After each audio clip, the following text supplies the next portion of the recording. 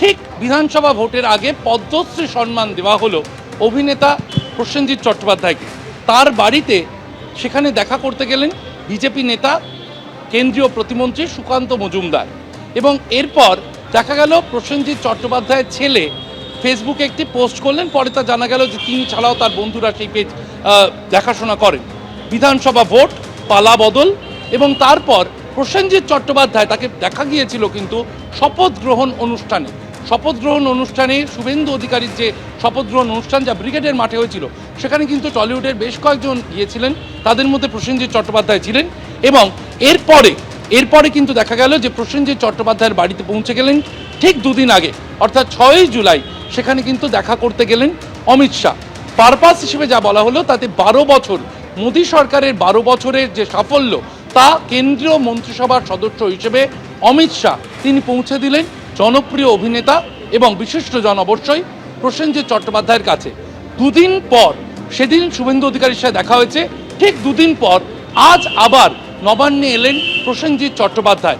এবং প্রসেনজিৎ চট্টোপাধ্যায়ের সাথে গেরুয়া শিবিরের বা বিজেপির এই যে সখ্যতা, সেখানে কিন্তু রাজ্যসভার আসন নিয়ে একটা জল্পনা তৈরি হয়েছে। যেহেতু 3টি আসনে উপনির্বাচন, সেই উপনির্বাচনে কি তাহলে বিজেপির থেকে রাজ্যসভায় যাচ্ছেন প্রসেনজিৎ চট্টোপাধ্যায়, সেই প্রশ্ন কিন্তু বিভিন্ন মহলে উঠতে শুরু করেছে। অন্যদিকে যেহেতু যেমনটা ব্রতদীপ তুলে ধরল যে 3জন তৃণমূলের সাংসদ পদত্যাগ করেছেন, তারা 3জনই আজ রাজ্য বিজেপি দপ্তরে পৌঁছে গিয়েছেন, সেক্ষেত্রে কিন্তু আরও একটা সমীকরণ তৈরি হচ্ছে। প্রসেনজিৎ চট্টোপাধ্যায়, তার প্রোডাকশন হাউস রয়েছে, তিনি পশ্চিমবঙ্গে বিশেষভাবে টলিউডে একজন প্রডিউসার হিসেবেও খ্যাত। ফলে পশ্চিমবঙ্গে বিনোদন জগৎকে কেন্দ্র করে কোনো বিনিয়োগ করতে চলেছেন কি প্রসেনজিৎ চট্টোপাধ্যায়, বা প্রসেনজিৎ চট্টোপাধ্যায়ের হাত ধরে তাকে সঙ্গ নিয়ে কি কোনো বিনিয়োগ আসতে চলেছে, সেই সম্ভাবনাও কিন্তু তৈরি হয়েছে।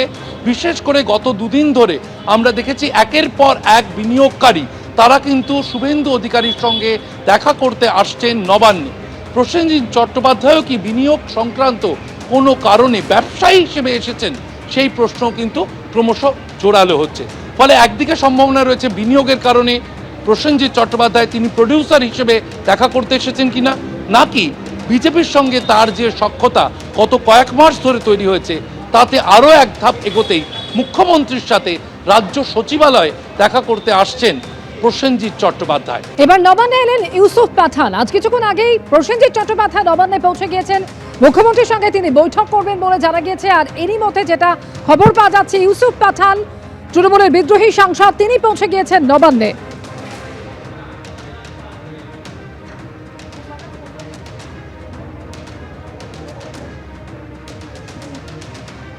এবিপি আনন্দ, এগিয়ে থাকে, এগিয়ে রাখে।